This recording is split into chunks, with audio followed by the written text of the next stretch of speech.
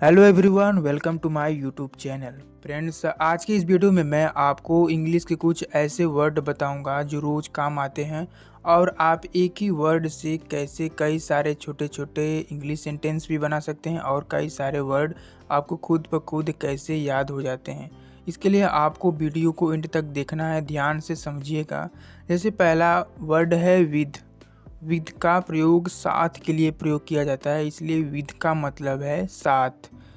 और एक ही वर्ड से कैसे कई सारे वर्ड बनते हैं, आइए देखते हैं।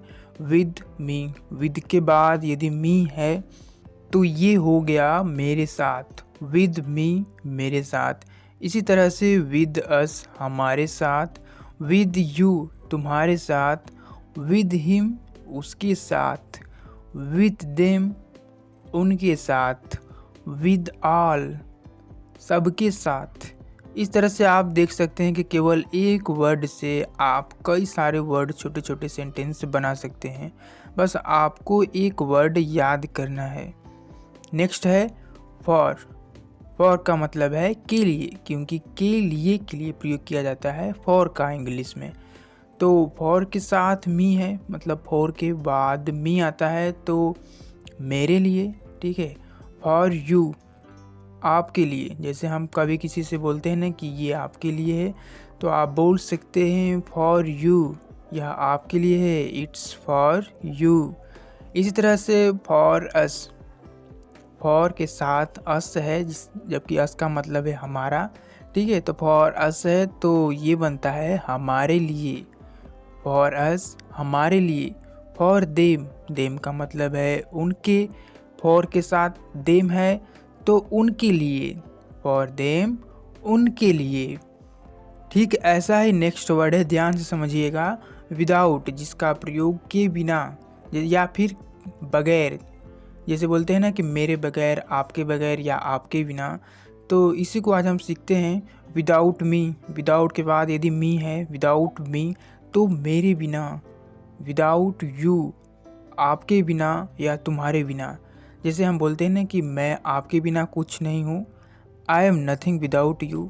और चैनल भी आपके बिना कुछ नहीं है, तो प्लीज़ चैनल को सब्सक्राइब कर लीजिए और इसी तरह से आपको नए नए वीडियो इंग्लिश लर्निंग की मिलती रहे। नेक्स्ट जो वर्ड देखिए, विदाउट हिम, उसके बिना। विदाउट देम, उनके बिना, ठीक है। विदाउट, इसका मतलब होता है बगैर या के बिना के लिए प्रयोग किया जाता है। नेक्स्ट वर्ड है लाइक। वैसे तो हम लाइक का मतलब समझते हैं कि पसंद करना, लेकिन यहाँ पे हम प्रयोग करेंगे कि लाइक का एक प्रयोग होता है जैसा के लिए, मतलब किसी से समानता करनी हो, ठीक है। जैसे कि लाइक यू, तुम्हारे जैसा।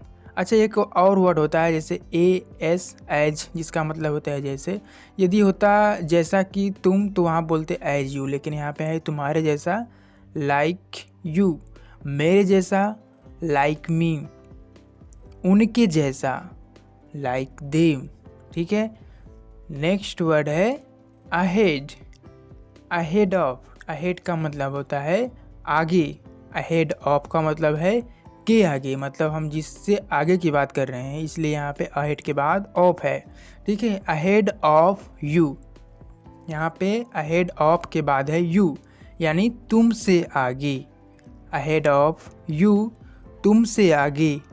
अहेड ऑफ ऑल, सबसे आगे। इस तरह से आप अहेड के, अहेड ऑफ के बाद जो भी वर्ड आप लगाते हैं उससे आगे आपको यहाँ पे दर्शाना है। अहेड ऑफ अस, हमसे आगे। अहेड ऑफ अस, हमसे आगे। अच्छा, जब बात सामने की हो, जैसे कि सामने बोलते हैं ना कि मेरे सामने, यहाँ पे बात आगे की थी पिछले वाले में, और अब इस वाले वर्ड में देखेंगे सामने। इन फ्रंट ऑफ, के सामने। इन फ्रंट ऑफ मी, मेरे सामने। इन फ्रंट ऑफ मी, मेरे सामने। बस आपको यहाँ पे थोड़ा सा ध्यान देना है कि सामने के लिए इन फ्रंट ऑफ और आगे के लिए अहेड ऑफ। आपके सामने, इन फ्रंट ऑफ यू, ठीक है। दोस्तों, बॉलीवुड का एक डायलॉग याद आ रहा है, आपने सुना होगा, बसंती इन कुत्तों के सामने मत नाचना। इस वाक्य में क्या है? कुत्तों के सामने। तो इसको इंग्लिश में बोलेंगे Basanti don't dance in front of these dogs. इसी तरह से इन फ्रंट ऑफ ऑल, सबके सामने। नेक्स्ट वर्ड देखिए TO, टू, जिसका मतलब है को। टू का मतलब है को। आइए देखते हैं कि टू के कैसे वर्ड बनते हैं। जैसे कि टू मी, टू के बाद मी है तो मुझको। जैसे कि हम जानते हैं कि टू का मतलब है को, तो टू के बाद मी है तो वर्ड बनता है हिंदी में मुझको। टू यू, आपको। टू यू, आपको। और यदि है टू हियर, यहाँ को। टू हियर, यहाँ को। टू देयर, वहाँ को। टू डू, करने को। टू डू, करने को।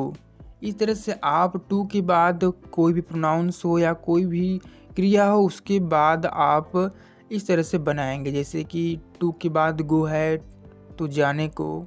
एक और देख लेते हैं, टू ईट, खाने को। ठीक है। सो दोस्तों, इस वीडियो में मैंने इंग्लिश के कुछ छोटे से पॉइंट को आपको समझाने की कोशिश की। आई होप कि ये वीडियो आपके लिए यूजफुल रहा हो, और यदि वीडियो अच्छा लगा हो तो वीडियो को लाइक ज़रूर कर दीजिए। Thanks for watching.